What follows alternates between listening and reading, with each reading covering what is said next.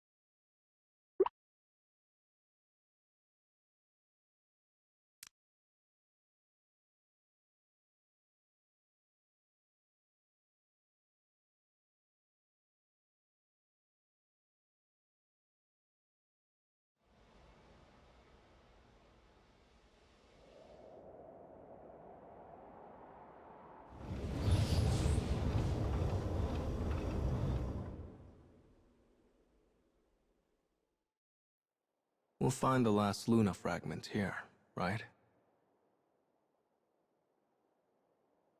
And then we have to say goodbye. Oh, I can feel the waterworks coming! Don't cry, Mama. He may go, but you'll always have me.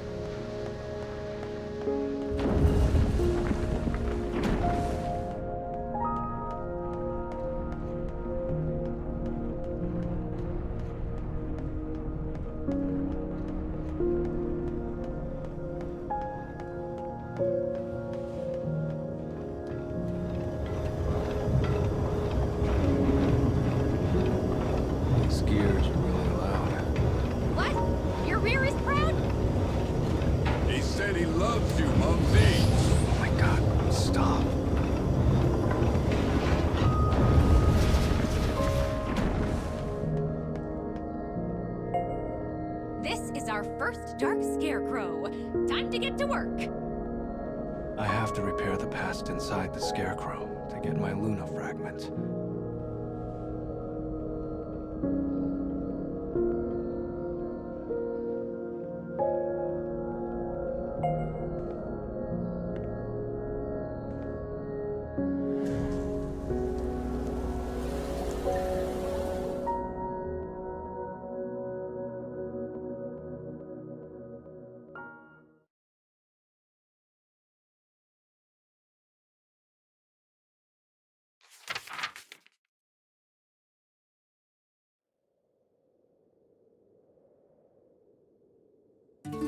Tonight, I weave for you the tale of a kingdom wreathed by sea and sand. The heroine of our story is a charming princess who seeks true love for herself.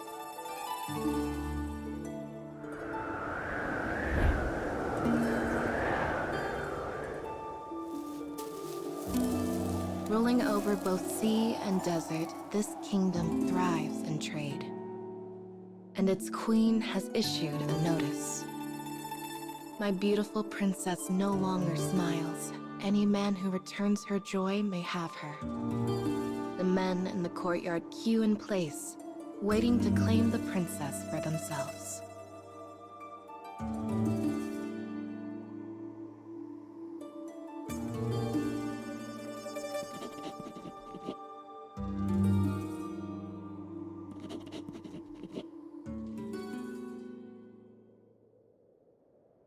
The first hopeful begins to speak.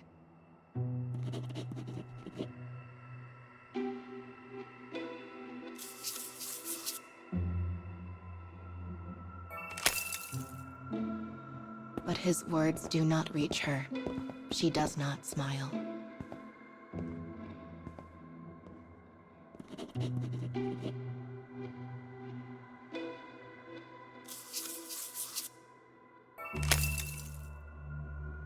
The men's words are hollow things. They tell the princess they see her only for her station.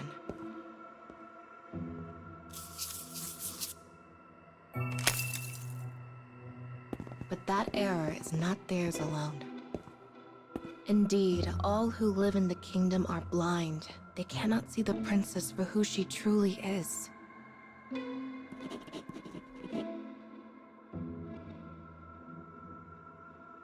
With her face a stone, the men surrender and return to their homes.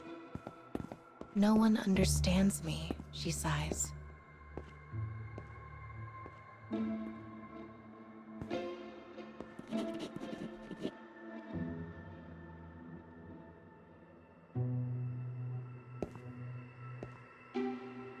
But then, a lone boy dressed as a sailor appears before her, one barely on the cusp of manhood. He makes no mark on her, for today she has seen more strange men than there are stars in the sky.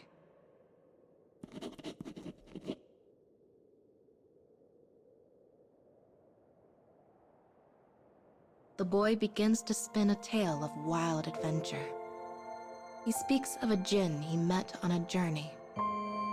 He speaks of desert islands filled with wonders, of seas so vast their edges have never been found. The princess is enraptured by his tale. She stares at him from behind her veil, saying not a word. On the queen's signal, the boy is escorted away.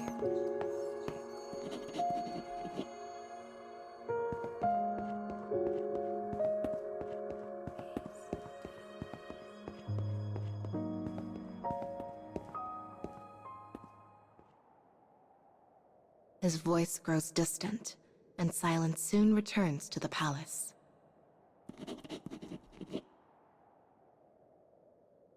As the princess ponders this development, another uninvited guest comes to see her.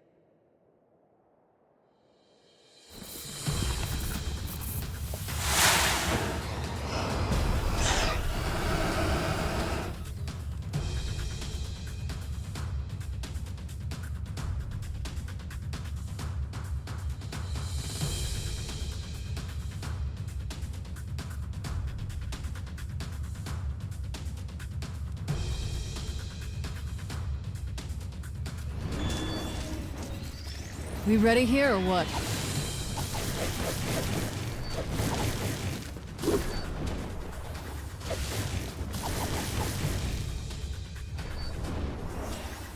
I have no time for this.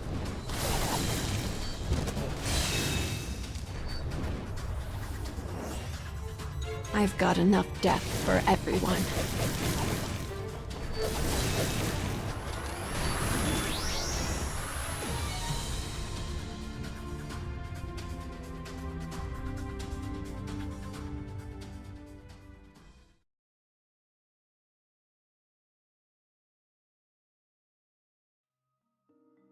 The dark of night falls over the palace as the princess rushes through its halls. The fantastical palace in which she lives is in truth a prison that has stolen her freedoms. The words she uses, the way she acts, even the order in which she eats her food. Every aspect of her life had been decided from the day of her birth.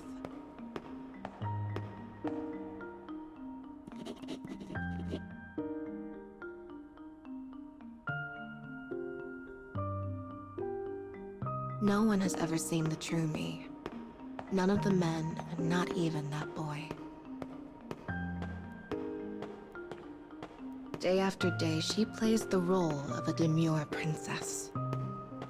Unable to bear this curse, she eventually lost the will to smile.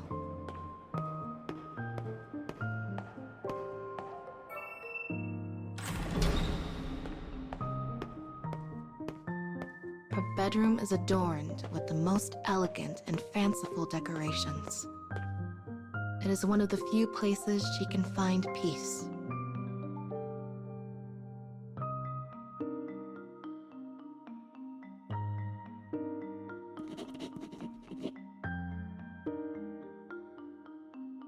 At a signal from her lady-in-waiting, the princess changes her clothes.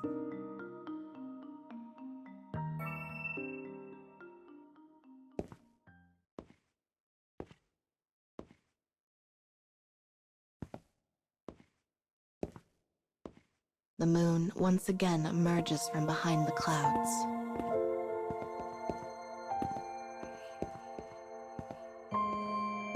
She stares at herself in the mirror, dressed now in the guise of a fortune teller.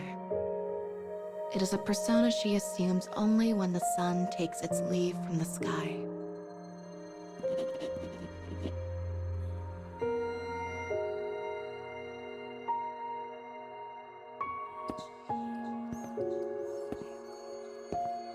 She orders her lady-in-waiting to keep watch, then slips from the palace without a sound.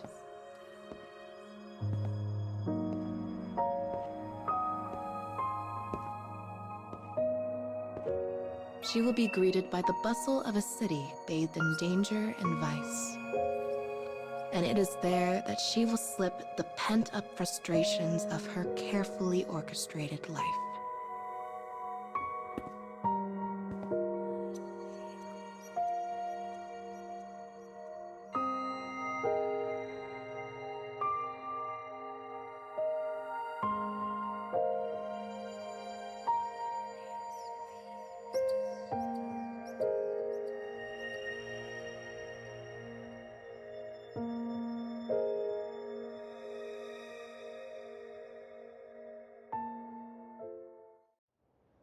Oh.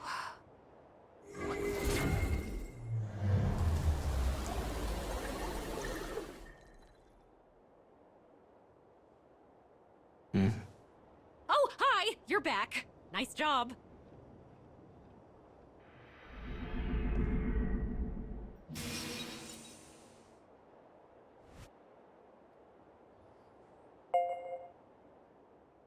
This past took place in the same world as last time. I had my suspicions about that Desert Kingdom princess.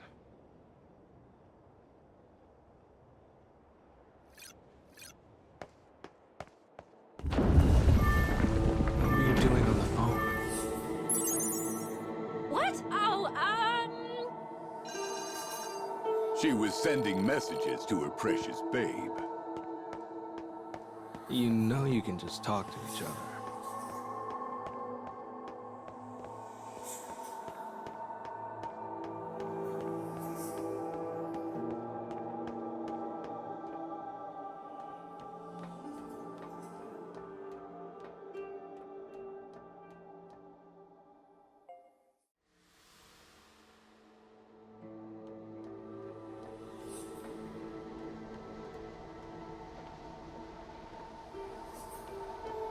goodness.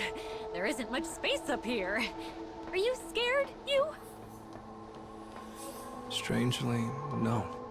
Even though I'll be screwed if I miss a step.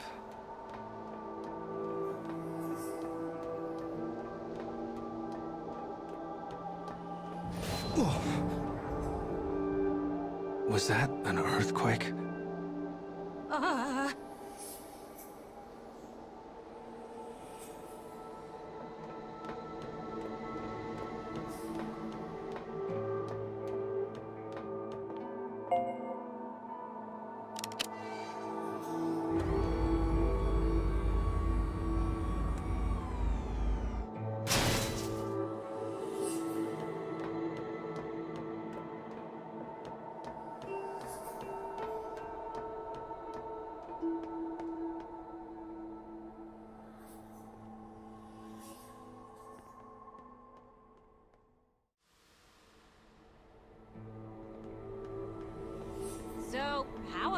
princess's room, huh?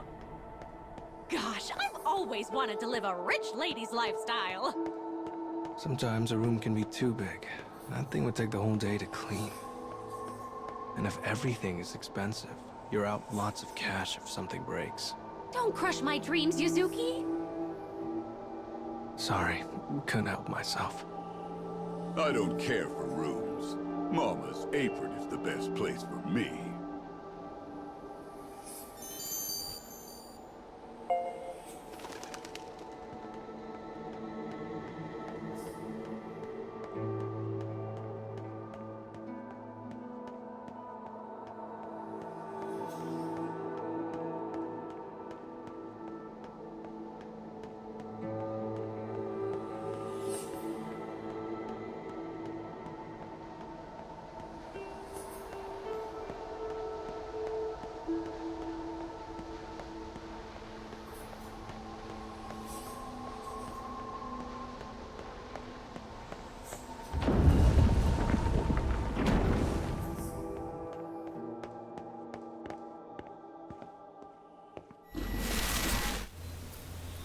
That's...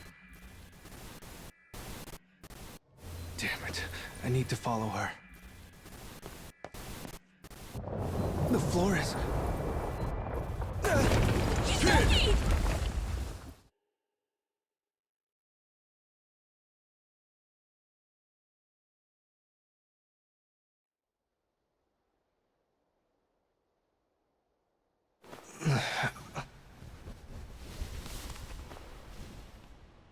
Where am I?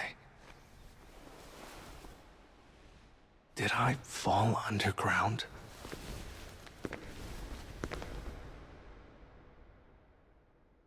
Where's everyone else?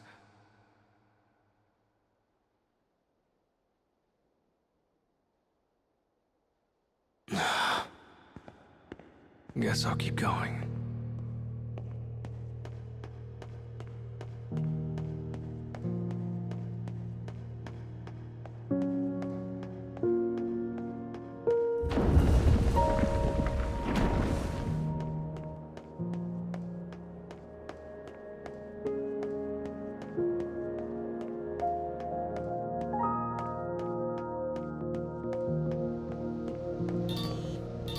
Huh? No, it's just my phone. Are you okay? Are you alive? I wouldn't be answering the phone if I was dead. Oh, yeah. I guess not. Anywho, I'll guide you over the phone, okay? No need to worry. Thanks.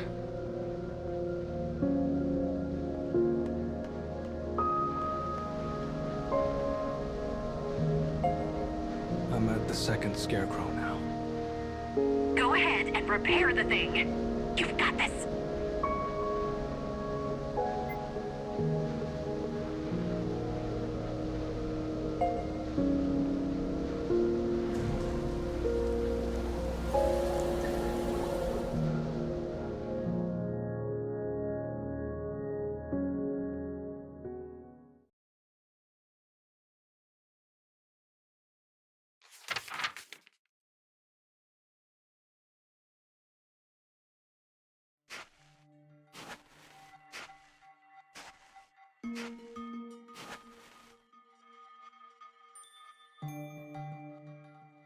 Every night, the princess slips out of the palace for her own amusement. She sits in a dim and dingy alleyway, one that lies forgotten by the people of the city.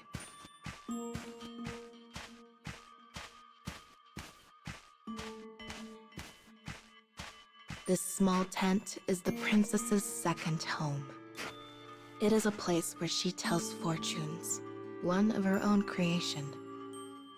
Yet her divinations often ring true, and rumors claim her words can change fate itself.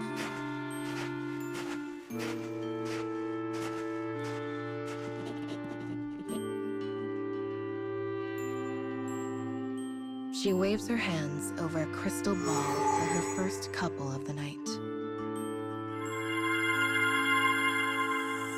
Even as a child, the princess possessed a gift for fortunes. She sees the couple's fate in the crystal ball and prepares to speak it aloud.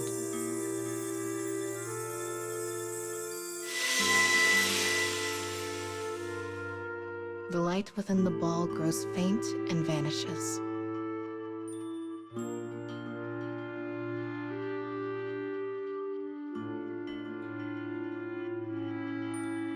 With an exaggerated inflection, she speaks. Your man is unfaithful. He spends his free nights prowling the city for new partners.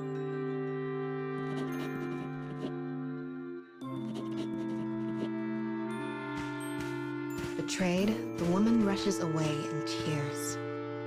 The princess's divinations often tear seemingly happy couples apart. Whenever this occurs, she feels her melancholy ease.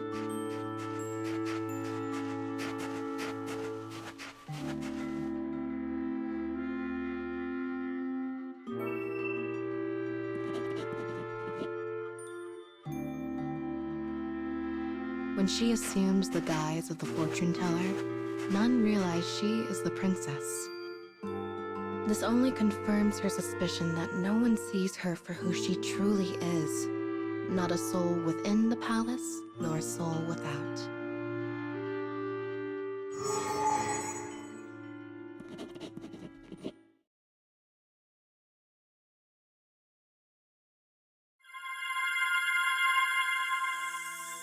Another vision flickers to life in her crystal. She sees strangers peering into her world.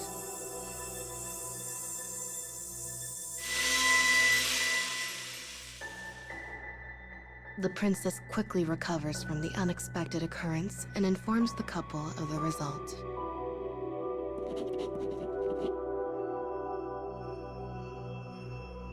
It is a dangerous game to toy with the heart of another.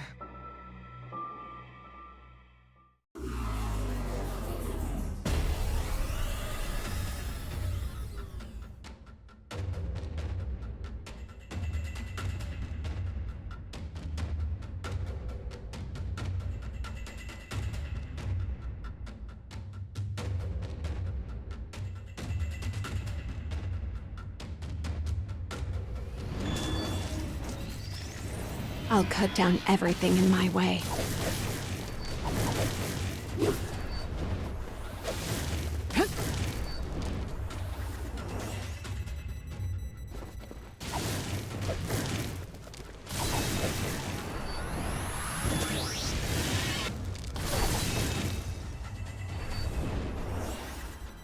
I have no time for this. That should do it.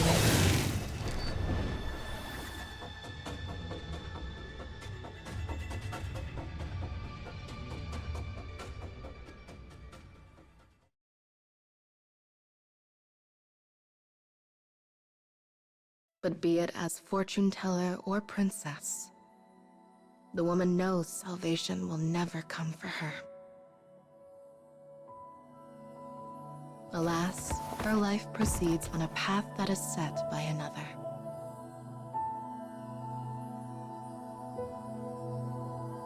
As the princess sits deep in thought, a familiar boy passes before her tent.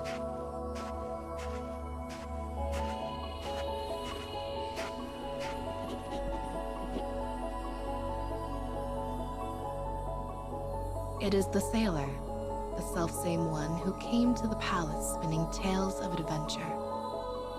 Perhaps he sees the real me.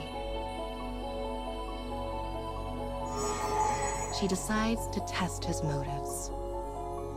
She forecasts his grim end with these words: "Death awaits if you continue to see the princess." But then,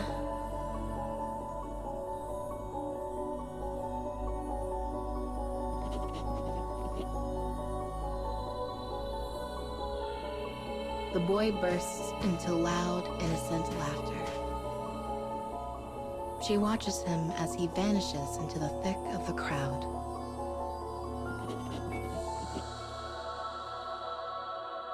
I wonder if he will come to the palace tomorrow, she thinks to herself.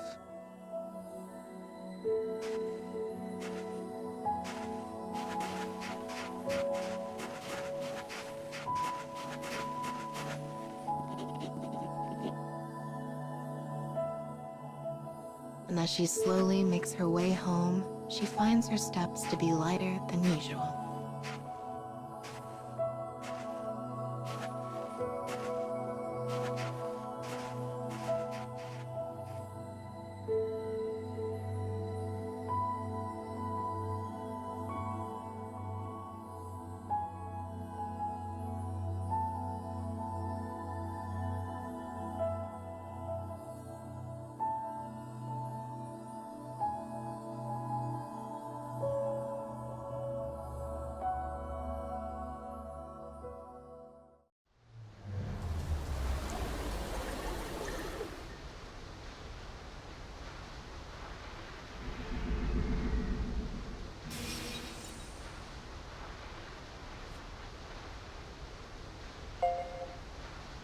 That should do it.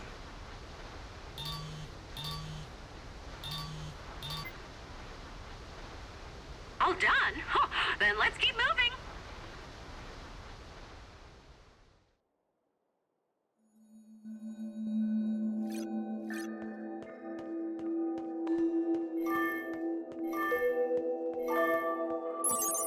Dead end.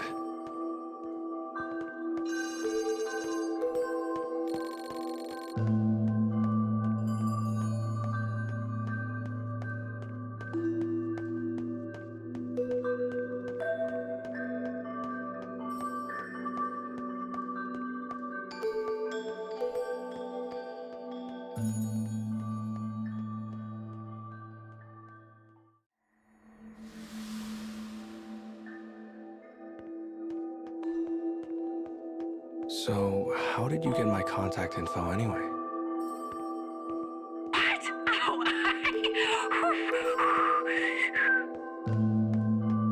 You call that whistling? Here's your answer, bub. You should be honored to get a call from Mama.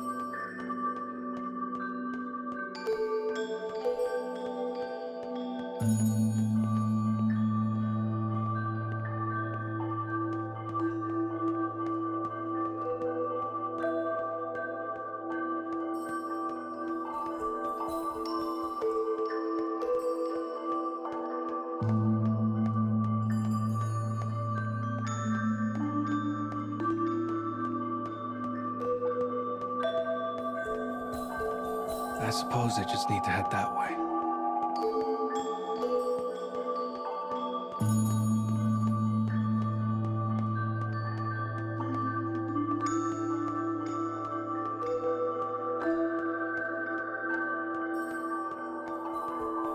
This is a pretty simple maze.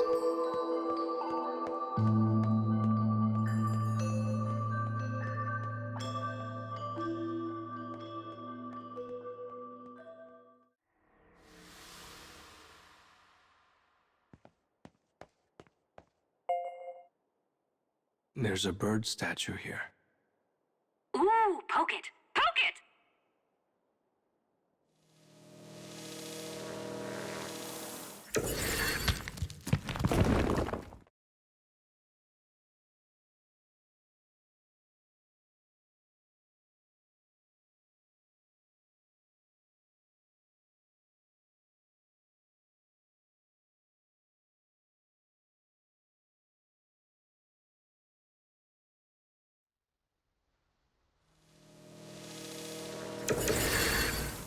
Did I just warp here? Yuzuki, your little dot thingy just poofed off the map. What are you talking about? Just keep going, kid.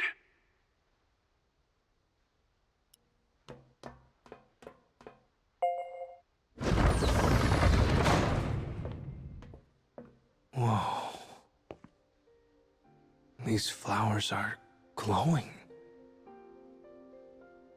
Something about this place feels so sad.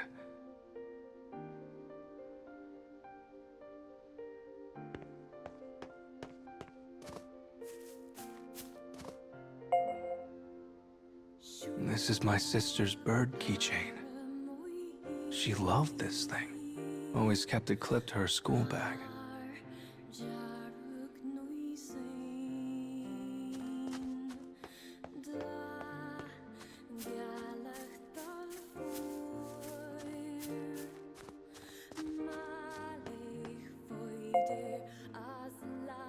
Wow, this is Mom's wallet.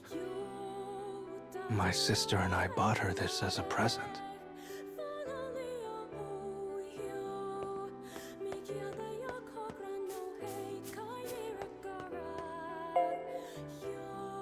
Wait, is this my pen? My sister and I would always try to see who could spin pens the longest.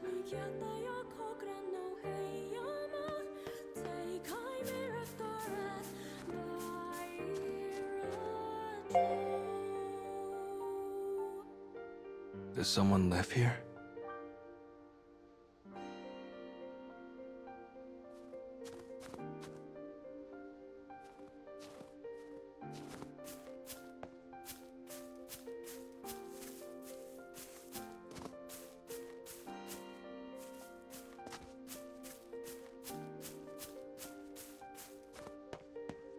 Glowing flowers, huh?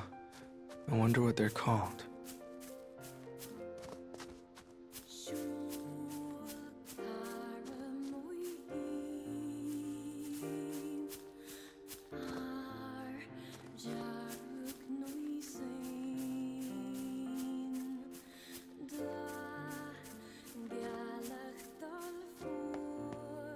There's a door at the other end of this place.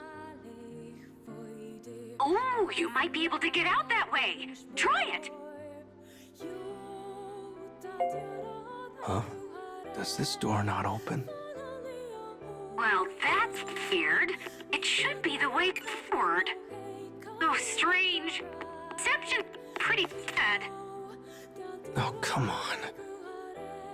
Oh, you just... right there, you...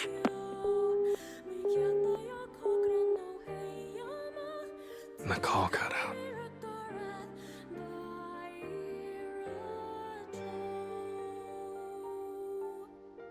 Now what do I do?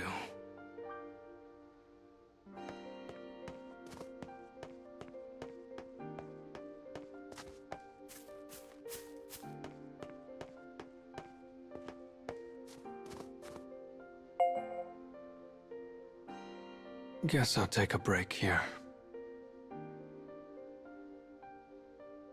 Don't mind if I do.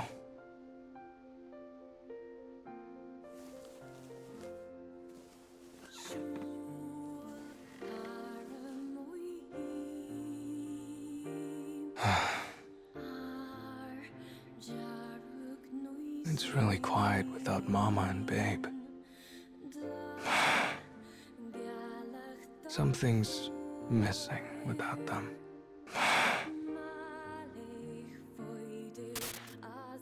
Isn't it about time you wake up? A quiet voice rouses me from a deep and dreamless sleep. As I fight my way to wakefulness, I find myself in a sleeping bag inside a tent. I'm in the campground my family used to visit. It's late. The sky is clear, the air brisk.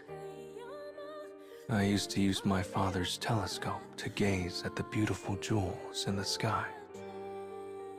Though I rarely said anything, I always found myself wanting to go on and on about the stars. Whenever I mentioned a star's name, Mom would compliment me, and my sister would make a face like she was annoyed I got it first. It made me feel like I was the center of the world. Just like the moon is the center of the night sky. It's now a memory I keep locked deep inside my heart. Later, much later, my family changed. As Mom started racking up debt, Dad became violent. Her usual calm expression was now twisted into a permanent grimace of anguish. The reality of that was terrifying, and I started spending as much time away from home as possible. As my family fell apart around me, I found myself bemoaning my misfortune. My days were a long, dark tunnel with no end, and all I could do was keep walking forward. And though I prayed someone would offer a hand of salvation, I knew it would never come.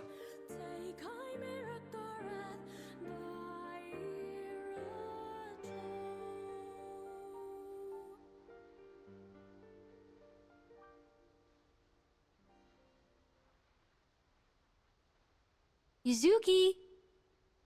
Wake up, Yuzuki!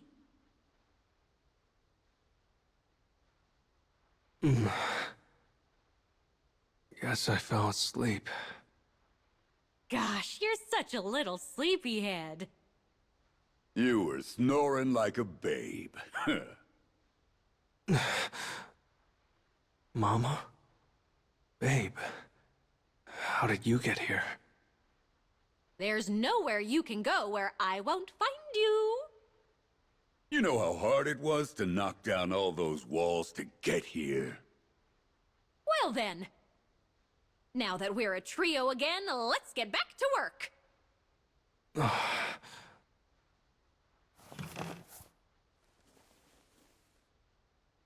Goodness, look there!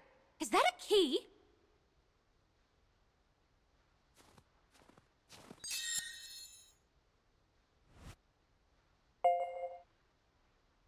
I wonder if it'll open the door in the back.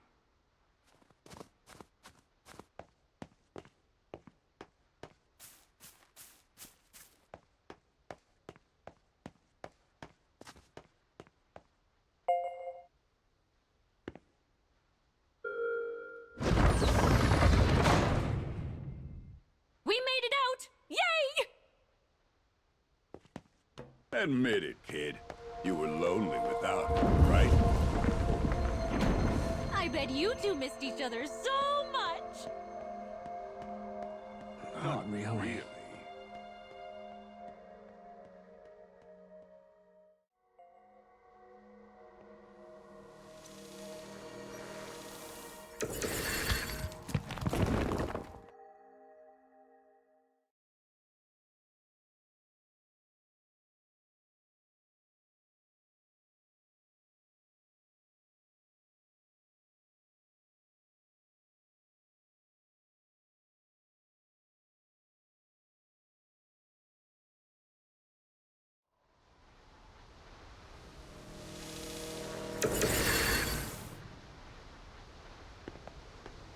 We're finally at the next scarecrow.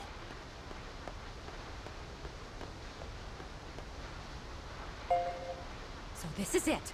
The fourth and final scarecrow. This is still the third one. Oh, dang it. I was so confident and now I just feel silly.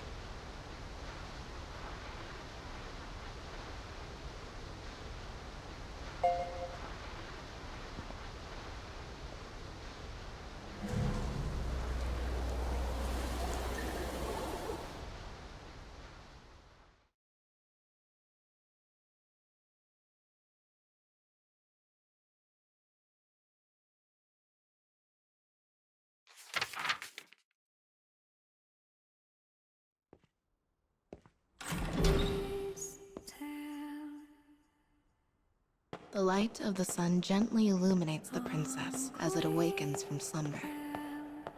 Though she warned the sailor boy of his fate, continues to come see her. She knows he will be back again today.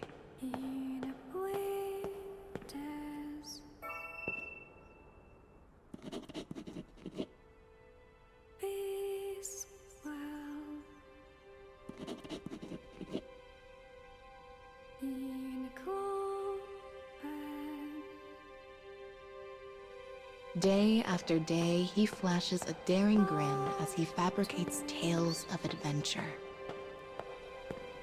He wants so badly to see her smile.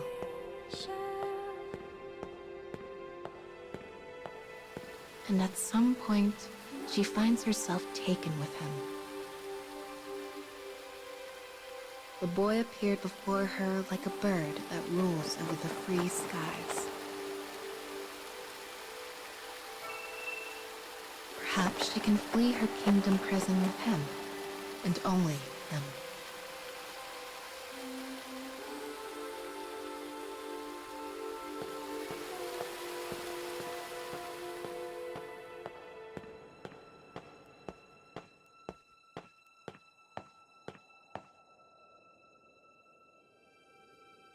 She arrives in the palace courtyard. The sailor boy greets her with a confident grin.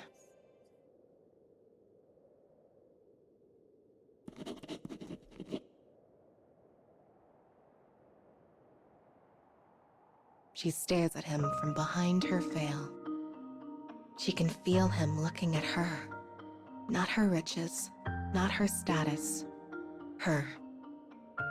Yet though she so desperately wants to believe his heart to be true, she cannot shake her doubts.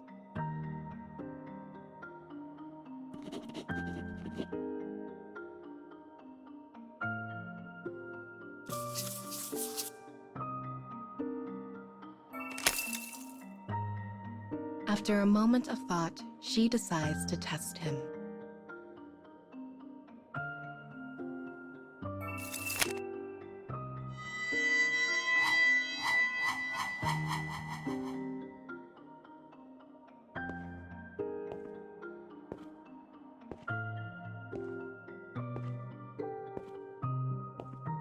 She walks toward him.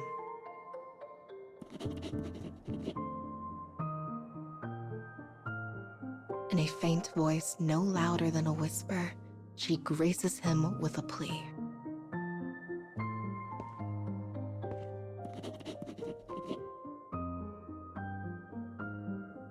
Elated, he leaves the palace, thinking to have finally obtained the princess's heart for himself. But she knows the truth. When they next meet, it will be clear if he truly sees her or not. Alas, there is a demon whose sharp eyes see through the princess's intentions.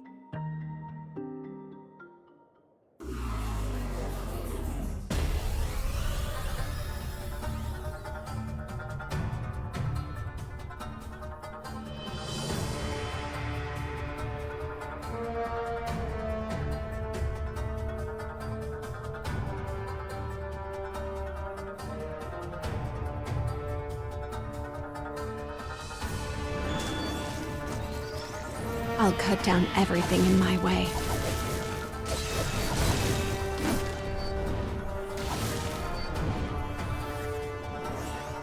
What a goddamn pain.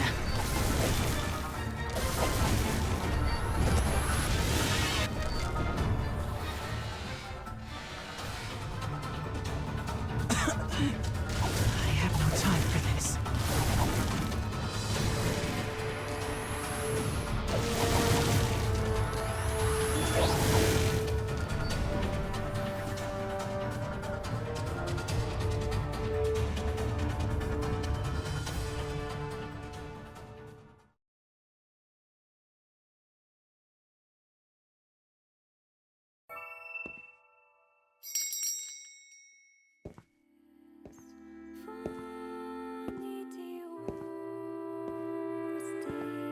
The princess and fortune teller stand together in her room. The princess has come up with a plan to test the sailor boy. Will he see the rich clothes of her lady-in-waiting and assume she is his prize?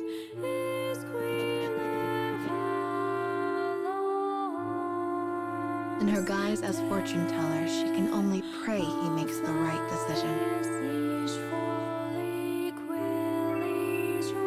Concealing herself, she waits. At last, the sailor comes to the princess's room. As the scene unfolds, her heart sinks in her chest.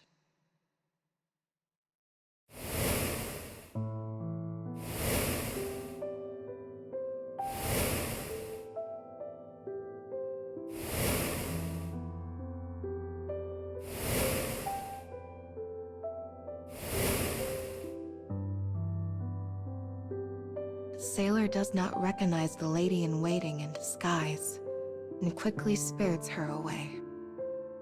The sailor boy is just another grain of sand in an uncaring desert. And short-lived as it was, the princess curses herself for permitting her heart to feel joy.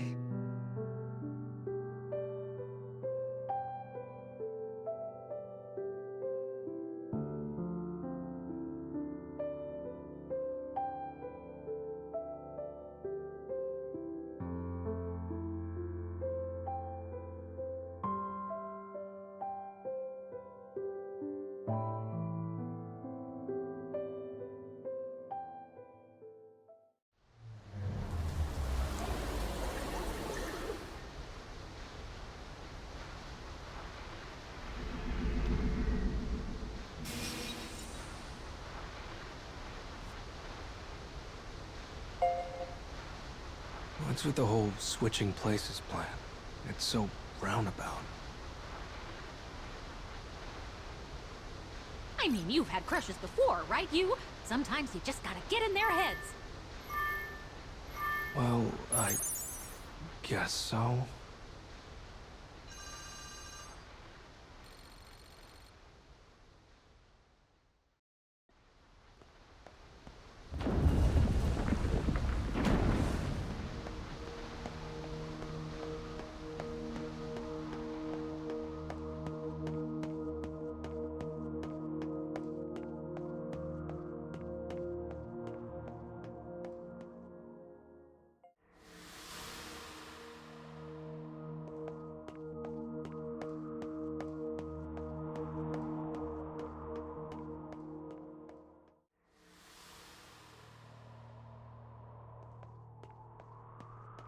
Okay, so seriously, back to the crushes topic.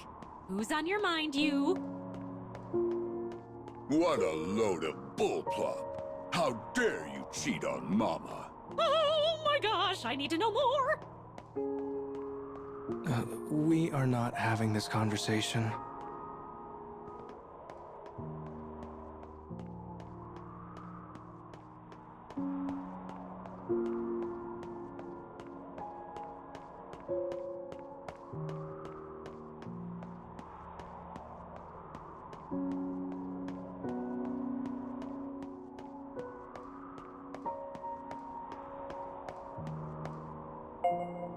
This is really the last scarecrow, I promise.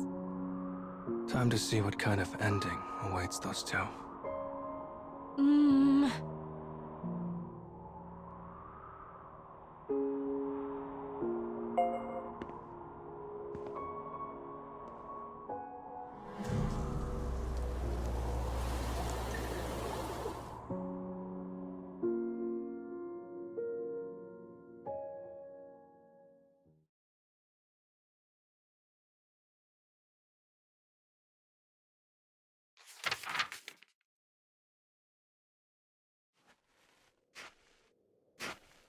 A lonely wind dances through the nighttime city. In fortune teller's garb, the princess follows the sailor boy and her lady-in-waiting, who is still disguised as herself.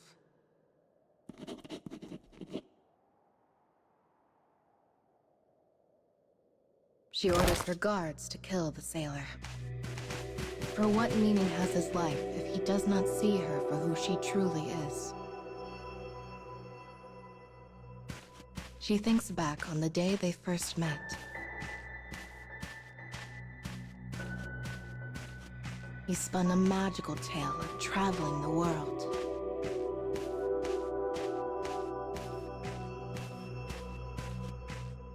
From the day of her birth, the princess has been bound to the stone that is her kingdom.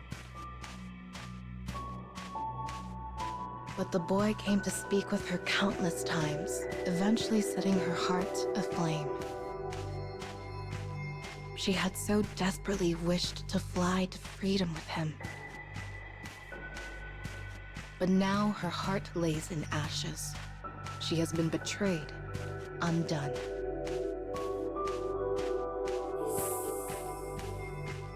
It has been a long time since she smelled the salt of the sea.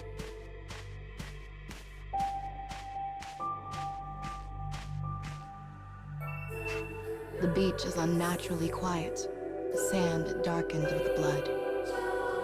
What awaits the princess is a truth she can scarcely believe.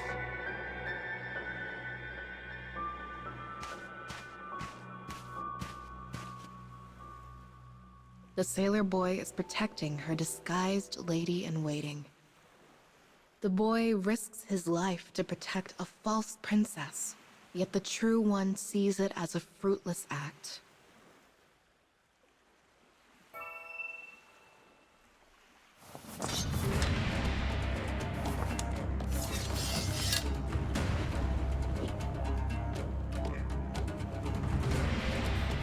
I am the princess, but her silent scream echoes only in her mind.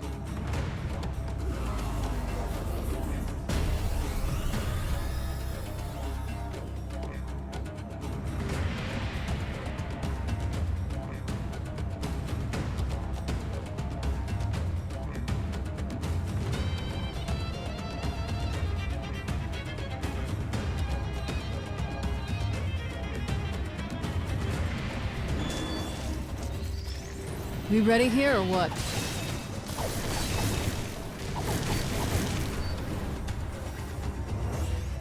I have no time for this.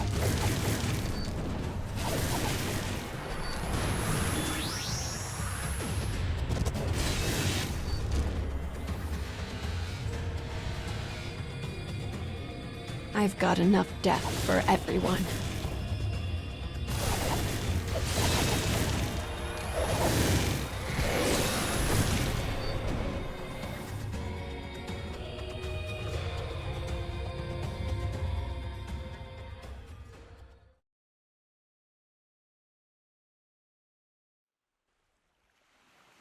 As the battle in the bay continues, dawn encroaches on the territory of night.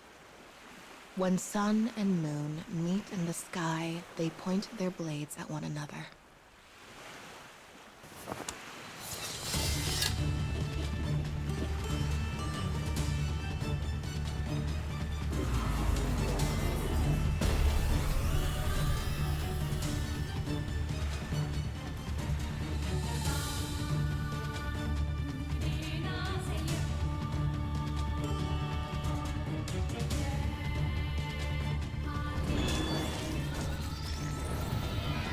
I will not let you have the princess! You know nothing of the princess. You do not see her true self. Nonsense. I'm the only one who can make her smile. Don't stand in the way of our freedom! Why?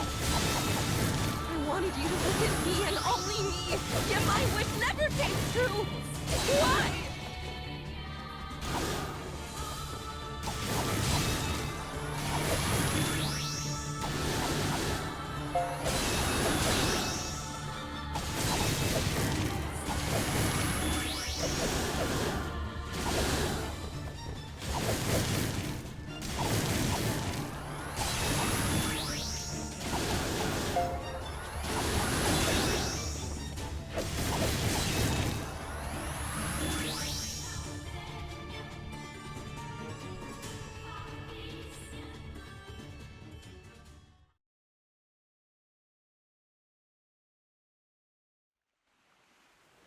At the end of the battle, the sailor boy falls unconscious, steadfast in his decision to stay with the princess to the bitter end.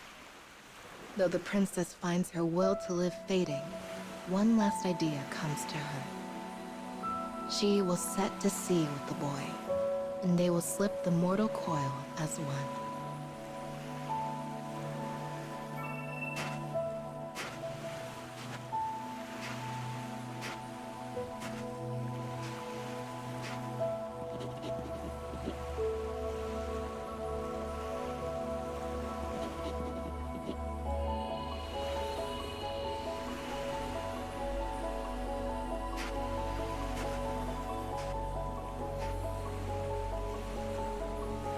The sea glimmers in the morning light, a silent watcher as sailor and princess cross its waters. Here, the kingdom cannot reach them. Here, a girl is not bound to her royal status.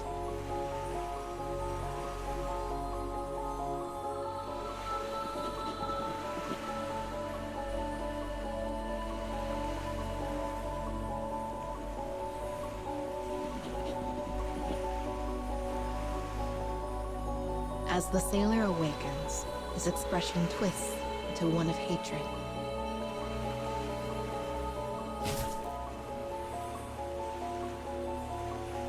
No one had ever seen the princess for who she truly is. She has been destined to forever be a symbol.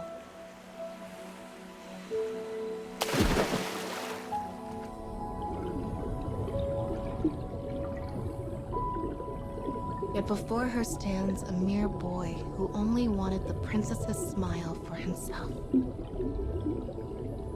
We, tangled in an ironic embrace, we sink into the sunless depths. I stare at her with pure hate as the moonlight washes over us. I smile then, for he is finally looking at me. and only me. Their brief meeting ultimately brought them here. My wish is granted at long last, and I take it with me. Into the depths of the cold, cold sea.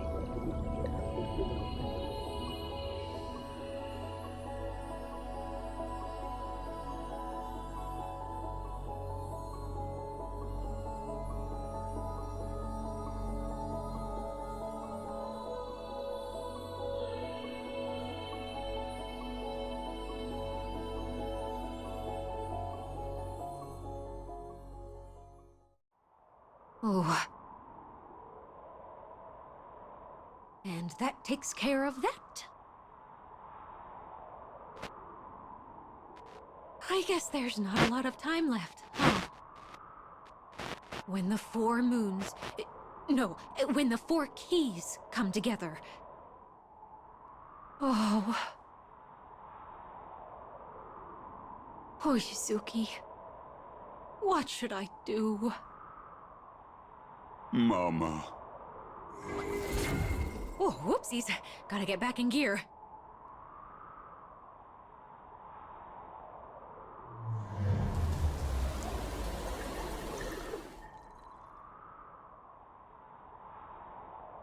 I guess their wishes came true in the end. In a way. Still, can't say it ended well for them. Okay then! You've done so well repairing everything.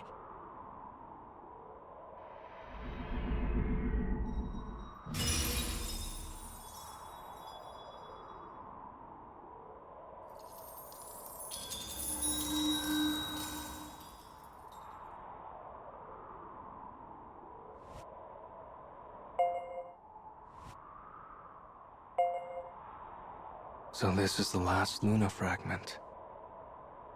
You need to repair the moon now, so let's keep going!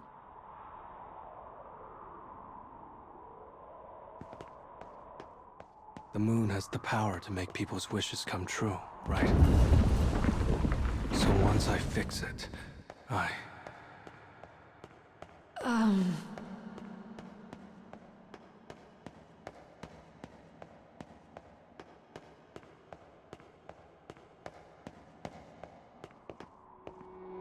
guess I'm heading this way.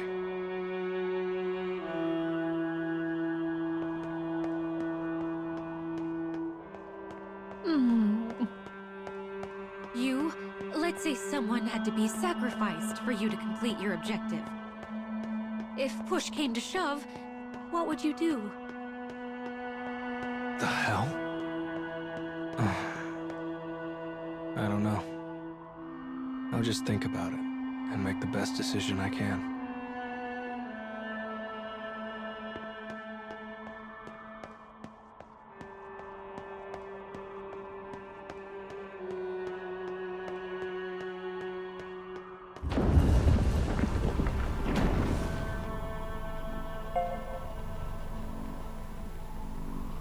Next is my own past.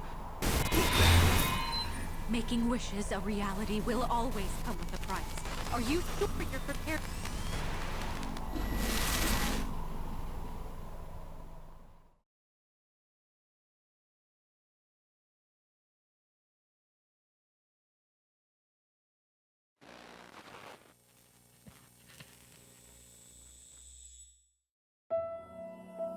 The boy does nothing but study and work. Study and work. Study and work. The stress of his routine weighs on him. It is a burden he should not have to bear. The physician told him how much time his mother had left, as well as how they might save her. And so, he finally arrives at a great decision. One taken to preserve his tiny sliver of happiness.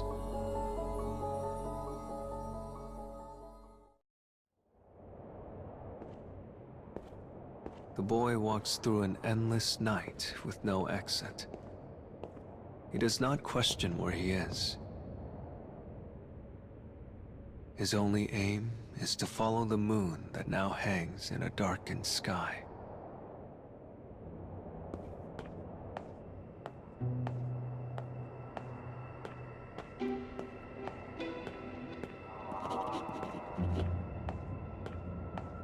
He is close to death. He knows this. It is the only memory he has left. And knowing the end is close, he attempts to reach out to everyone he comes across.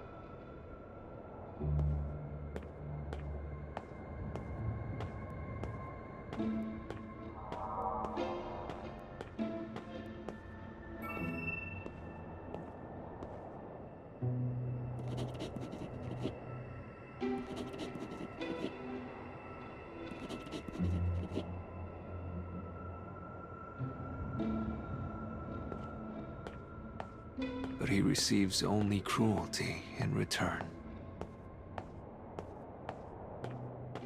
Sensing he has no place to call his own in this life, his legs slowly grind to a halt.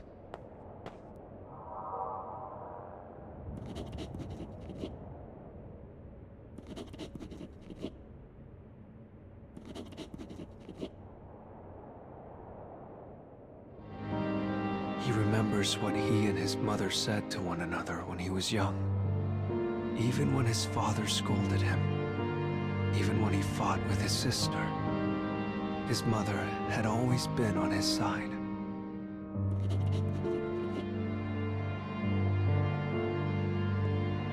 Once again, he begins to walk.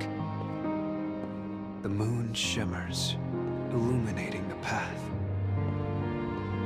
It is his guide, a lamp in the darkness, so he might save his mother who now hovers between life and death.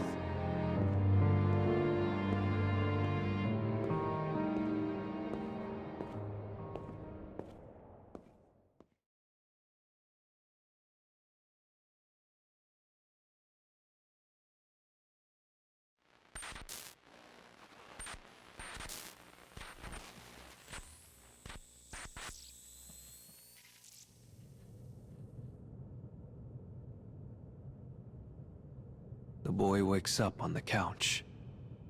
The room is dim, the curtains drawn. The only sound is the dull hum of a refrigerator. Bottles of drugs sit on the table before him. It is poison he purchased on shady websites. Poison enough to kill him many times over. But it is also a release.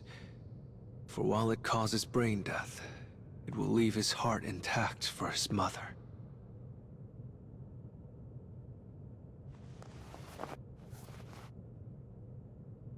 Yet his body is not eager to embrace this plan.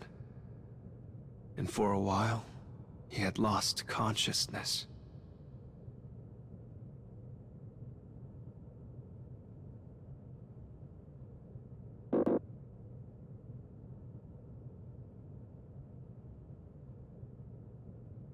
Words of self-defense flutter in and out of his mind. But knowing that his mother has no time left, he manages to shove them aside.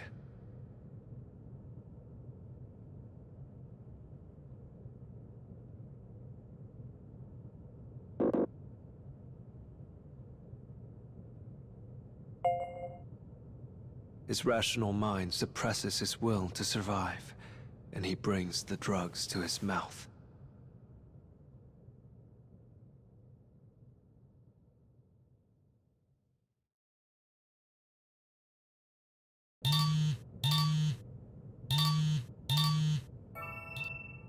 He feels as though his final moments will last into eternity.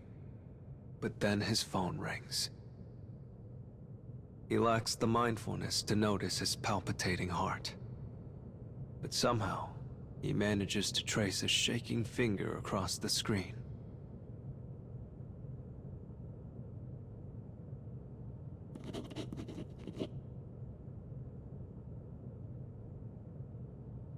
The call that saved his life was from the hospital where his mother is admitted.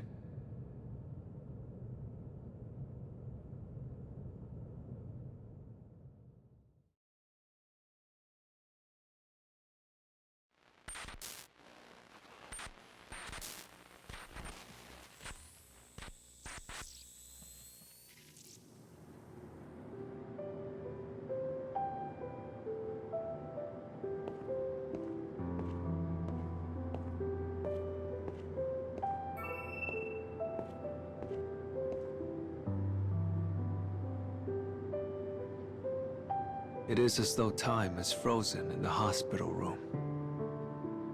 The light filtering in through the window bathes his mother's gaunt features in an ethereal pallor.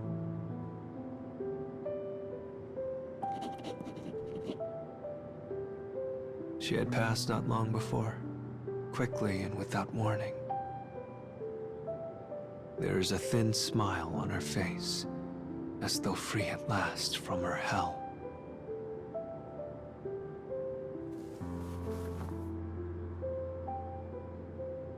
The boy attempts to muffle his sobs, trying not to give voice to the wail that threatens to consume him.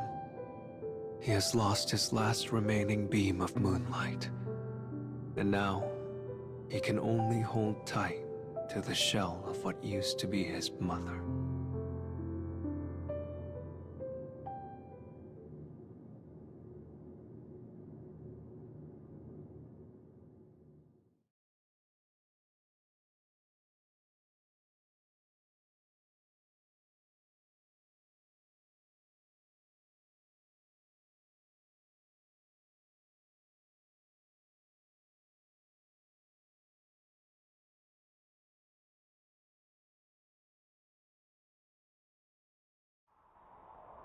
If only he was never here.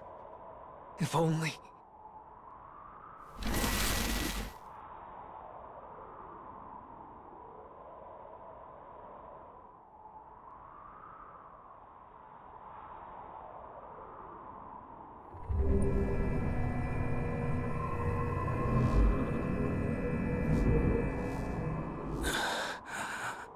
I gave up everything in my life. I didn't need or care about anything unless it helped Mom. But then... damn it. Yusuke... Let's keep going. Once you repair the moon, I'm sure your past will...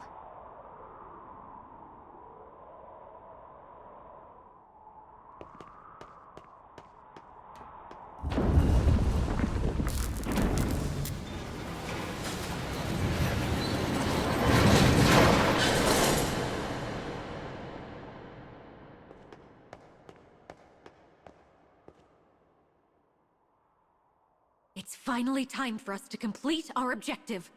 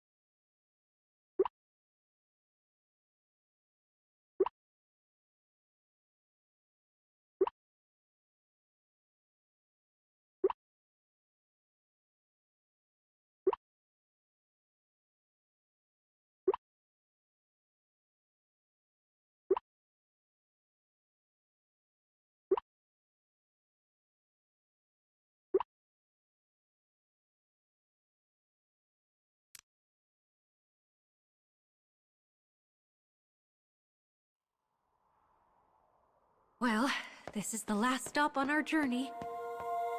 This is the spot in the cage that's closest to the moon. And the spot closest to your world, Yuzuki.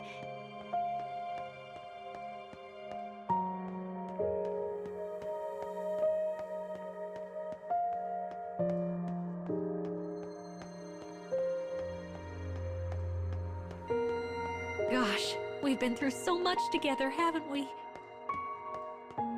Yeah.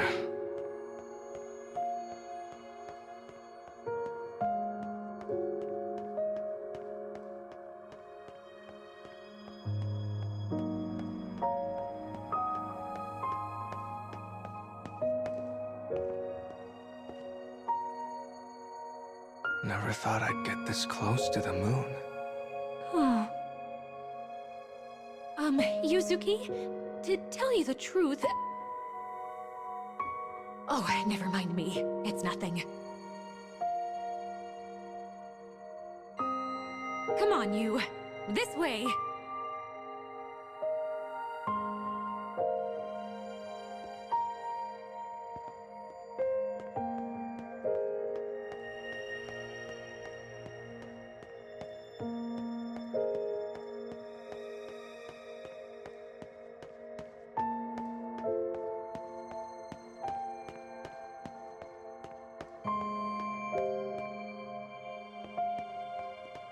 Come on, you.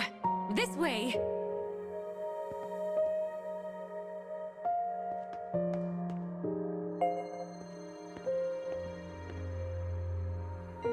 You'll find the altar of the moon at the top of these stairs.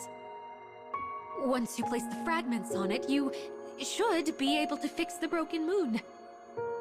You're such a good, diligent boy, Yuzuki. No matter what happens, I know you'll be fine. I'm sure of it. So... You know, it's been fun traveling with you. Plus, you really helped me out. A lot, actually. Oh, Yuzuki. Well, look at that. The kid has a heart after all. This is your last big job. Now go get him, Tiger! All right, here goes nothing.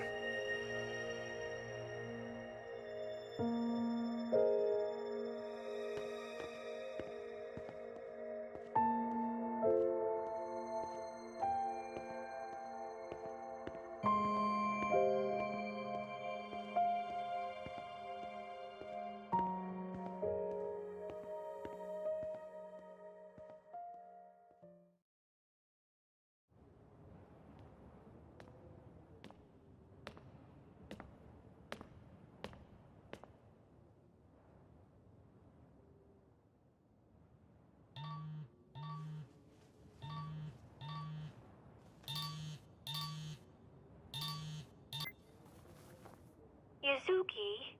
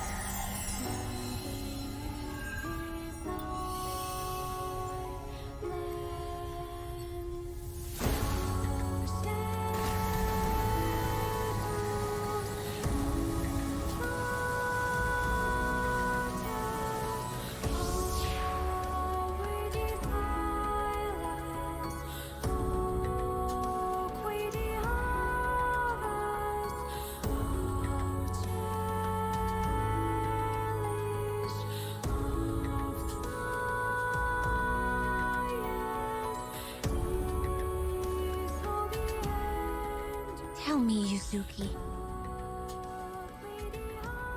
How do you want to change your past?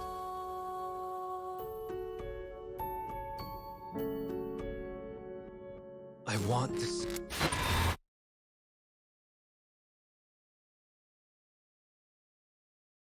So the time has finally arrived, Yusuke. Hina, it's time for your wish to come true.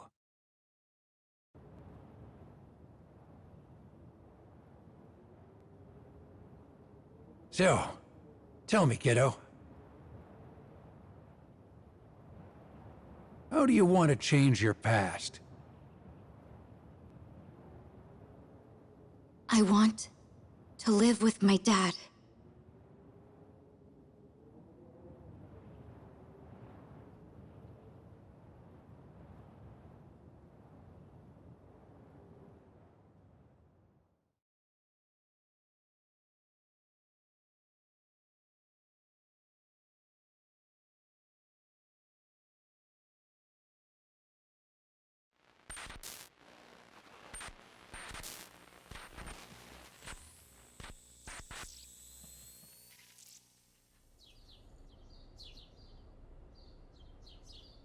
Warm sunlight pools through the window. The apartment is old and filled with dust. Within it, a lone girl slumbers.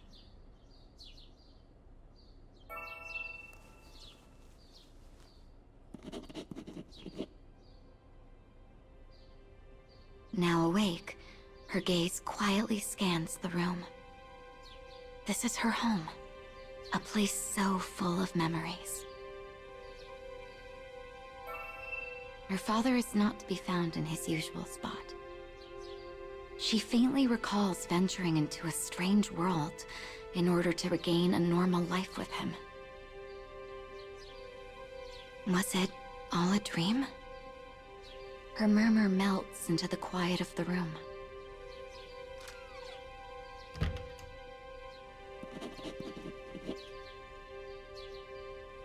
There comes a sudden, kind voice.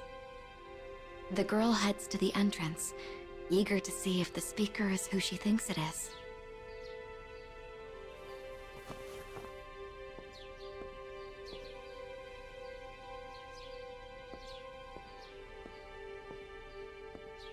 Standing there is her father, dressed in a suit.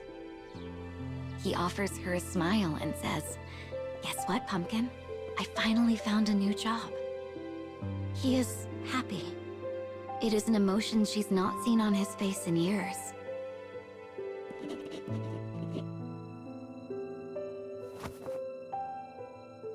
She buries her face into his chest and sobs.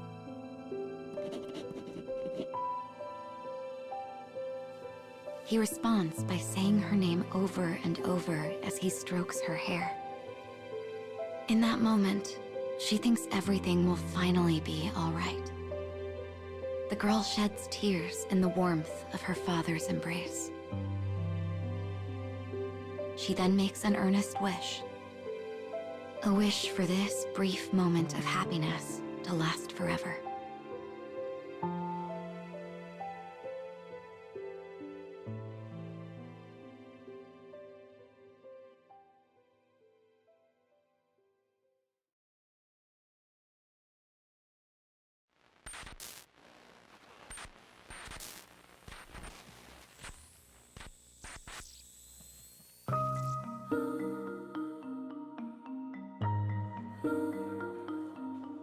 In a metropolitan high school, the windows have been flung wide to welcome the summer sun. The chatter of students eager to head home fills the halls. A girl emerges from a classroom.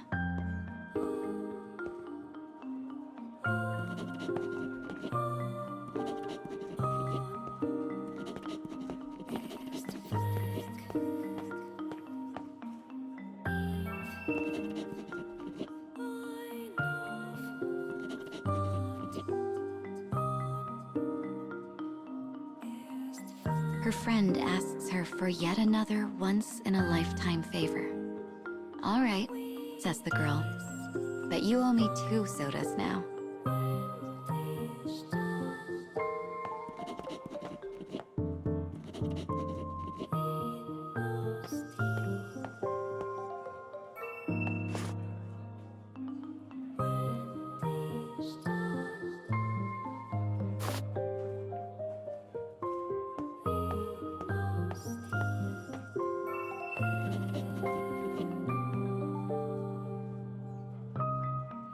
Her teacher's confidence in her ability could not be more clear. "It's because you're a good teacher," responds the girl, giving him a polite smile that reaches the eyes.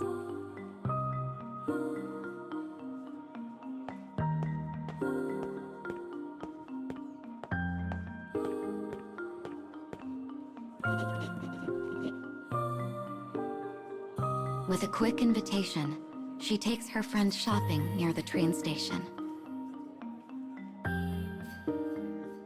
She wants to reward herself for doing so well on her tests.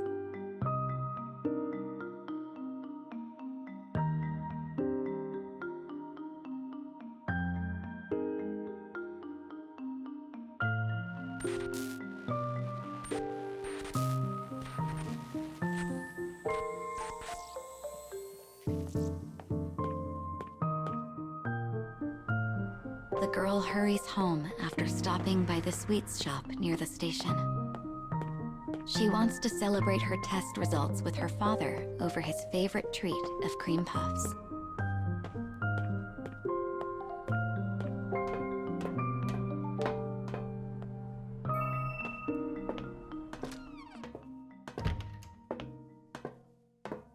"I'm home," she calls after stepping through the door.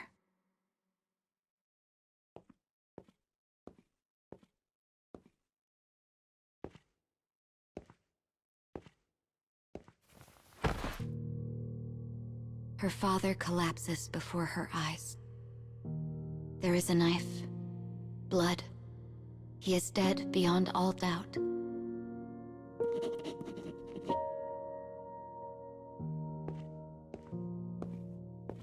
It is his second death, but this time it was done by her own brother's hand. Pain courses through her head, as though attempting to reject the tragedy before her. Amidst her pain, she hurls curses at her fate.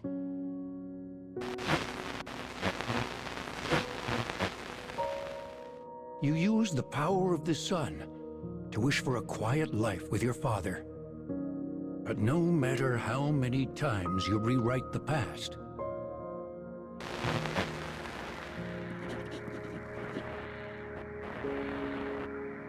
Yazuki Korizome always kills your father. Same as the time he staged your father's suicide.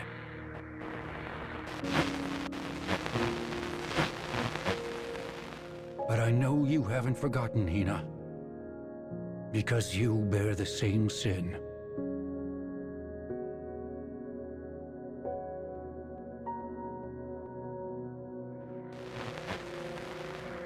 Hatred and animosity roil in the girl's chest.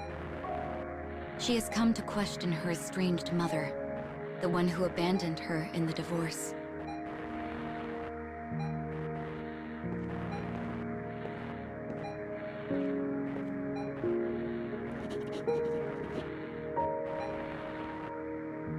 She informs her mother that her father has committed suicide. She places the blame squarely on the insurmountable debt her mother left him with. But as she piles on questions and facts, her mother interrupts.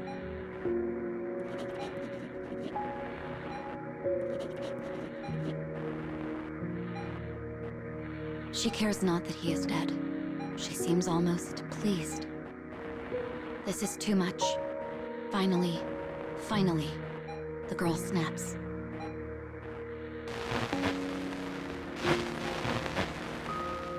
She fills her mother's IV with poison, ending her life.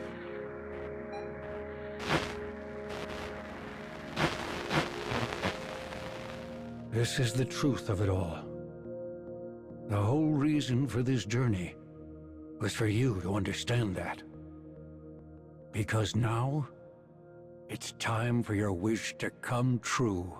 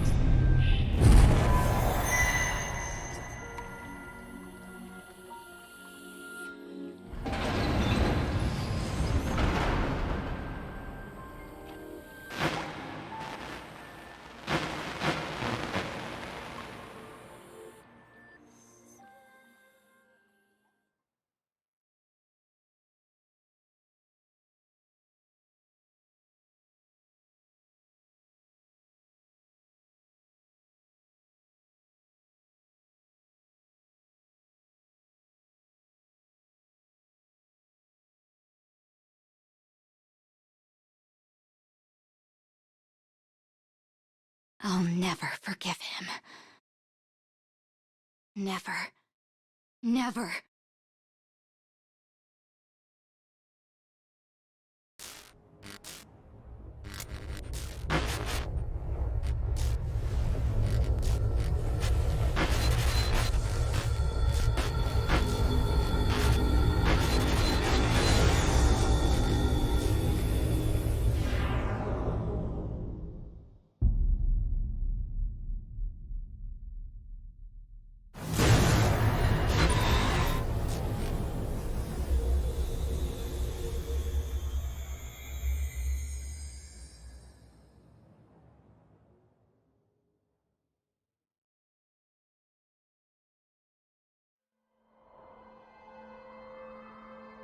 Yuzuki Kurizome.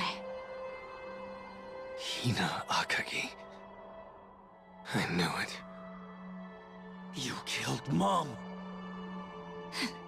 Like you're one to talk. You killed Dad! No matter how much you struggle, you two were always destined to face each other. Just like all the past you've repaired. Don't get in my way, Papa. I'm going to. Think about it, kiddo. He's your last living family. Is fighting him really your only choice? Even if he is family, I just can't forgive him. Looks like your mind is made up. This sword... It's the power you need to make your wish come true. Those with souls of light have suffered for long enough. Cast off their cursed chains. Fight by my side!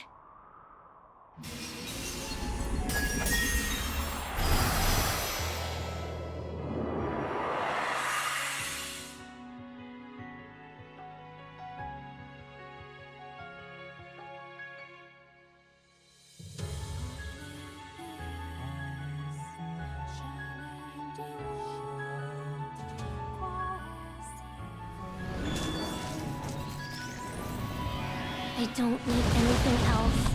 I can be with you. We can't be together, no matter how much we care for each other. It's the world that's wrong, not us. I'm sorry. Had I not failed... I ran the calculations countless times. The outcome never changed. Only we were together. I just wanted her to smile one more time.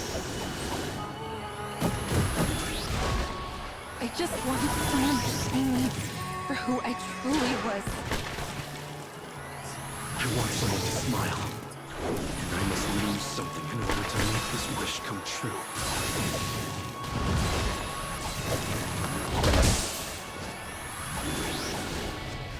I'm sorry. I always...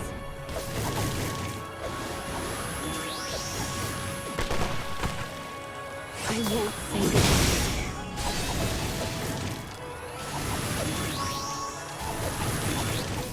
This is the last thing I take.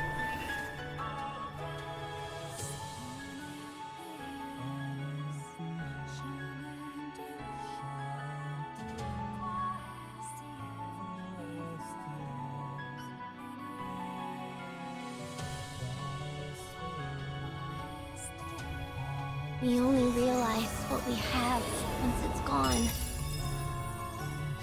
Only then did we understand just how precious it was.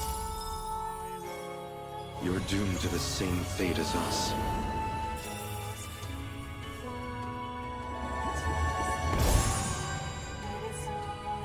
I can't go back.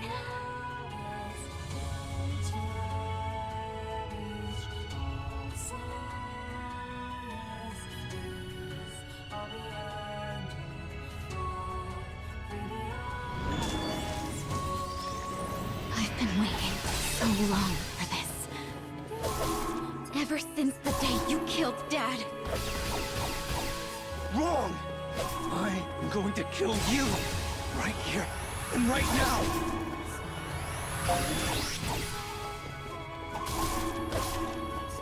I've always hated you! You do everything. And you always seem so damn happy. Do you know how hard I work to try and keep up with you? You don't know me. You're just making up crap so you can feel bad. Everyone, all of them, they just kept trying to force me to smile. It didn't matter what I was going through. It didn't matter if all I wanted was to cry and disappear. No one helped me. No one!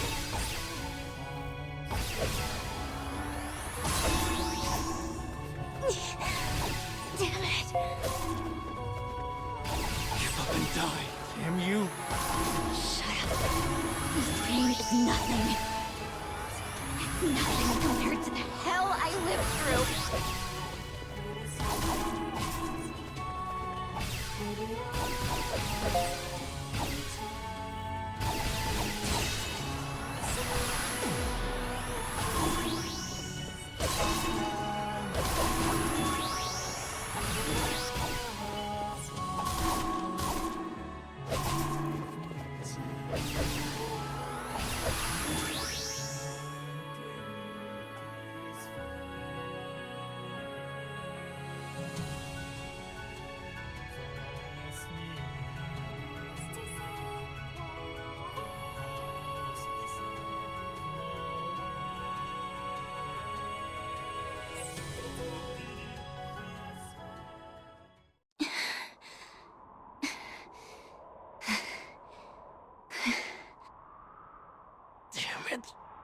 Damn it!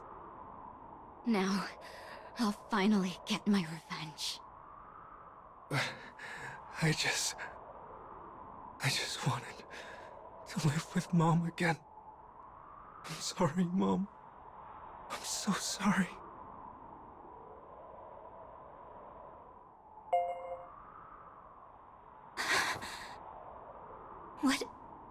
What am I thinking? I am going to avenge Mom.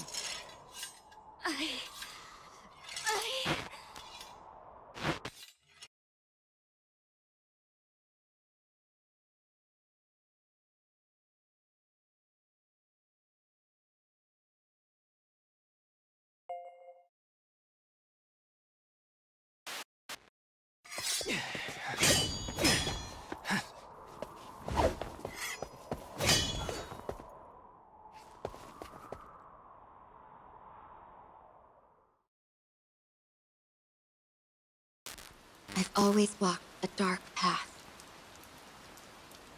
Alone. Crushed by the weight of reality. The conflict I felt made me hate the entire world.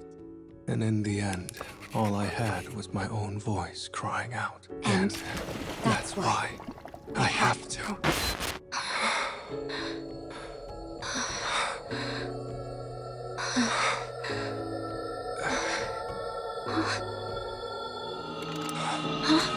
What the...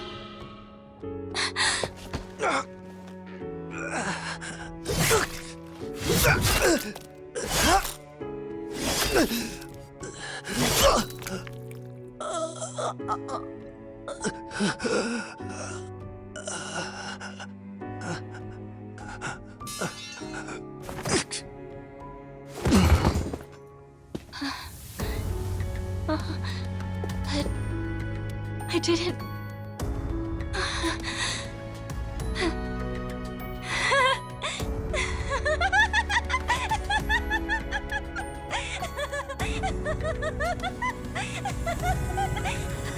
I avenged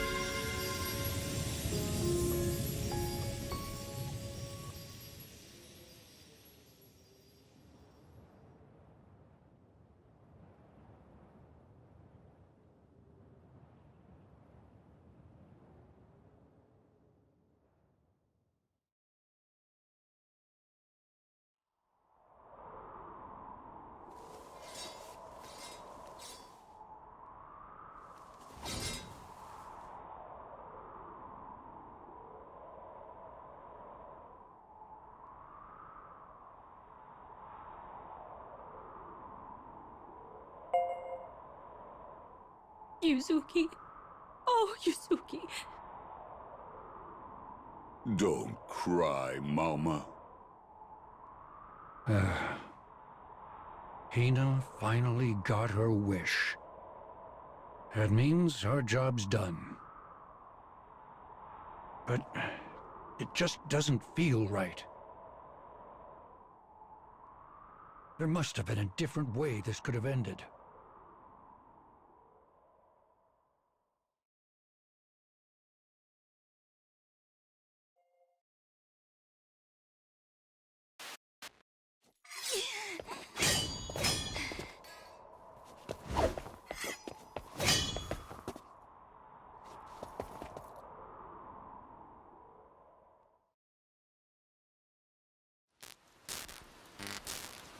I've always walked a dark path.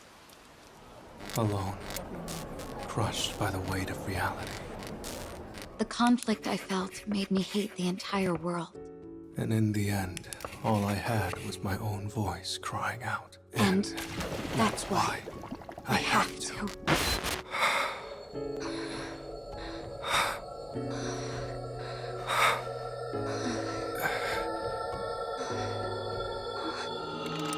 Wait, what the?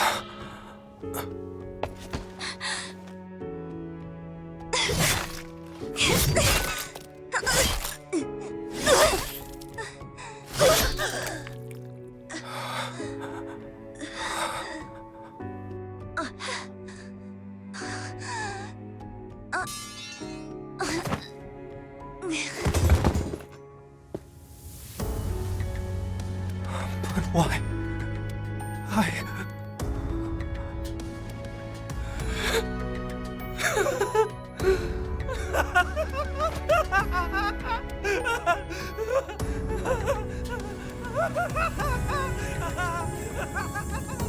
Mom! I finally...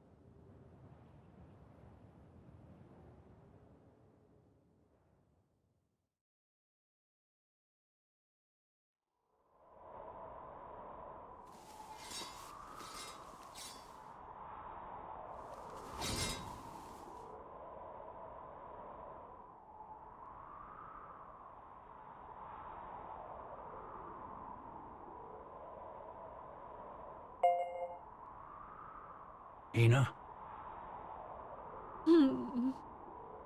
Yuzuki finally got his wish, right? That means our job's done. But Mama, this doesn't feel right to me. I don't like it either. There must have been a different way this could have ended.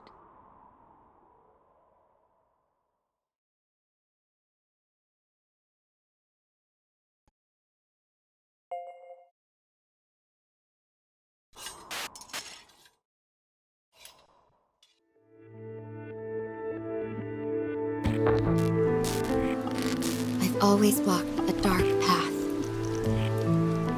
Alone, crushed by the weight of reality. The conflict I felt made me hate the entire world. And in the end, all I had was my own voice crying out. But there was always a faint light in my life. And that light was what kept me going. That's how I know. There has to be another way.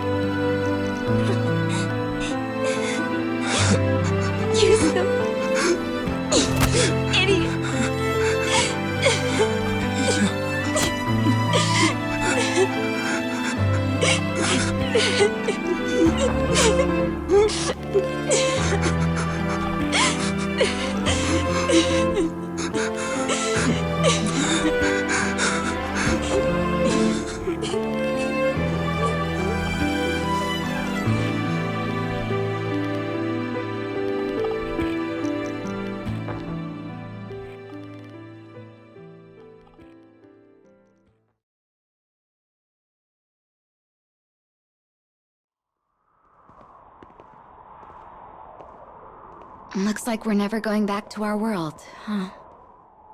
I guess we're supposed to stay in the cage. A fitting place for wicked people who committed grave sins. God, you're such a nerd. Oh, lay off. Oh. Goodness! I think I may have dropped my purse somewhere. Well, well, why don't you two go on ahead? All right.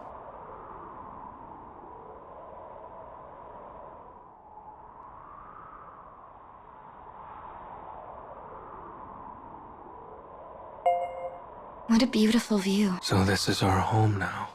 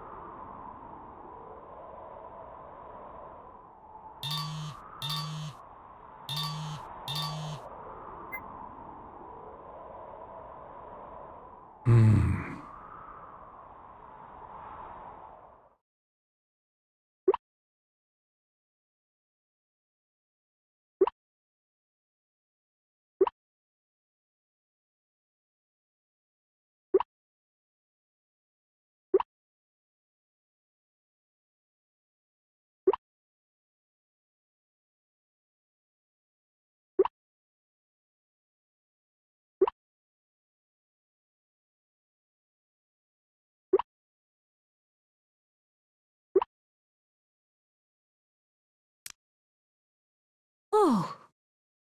Even so, someone's gonna need to look after those kids. And that's our job.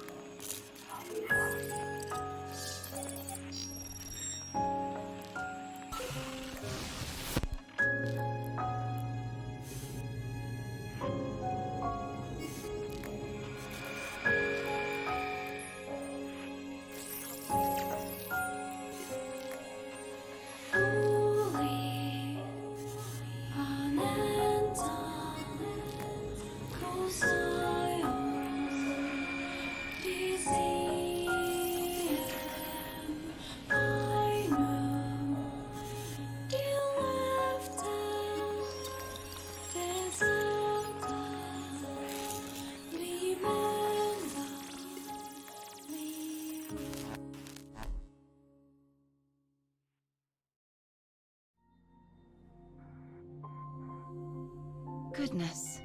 It's so strange that only one of Yuzuki or Hina could restore their memories. Perhaps I should ask the sun and moon for a favor and change how their story ended. No, let's not. For if I did, those poor children would... Well, dwelling on it won't solve anything. Best get back to work.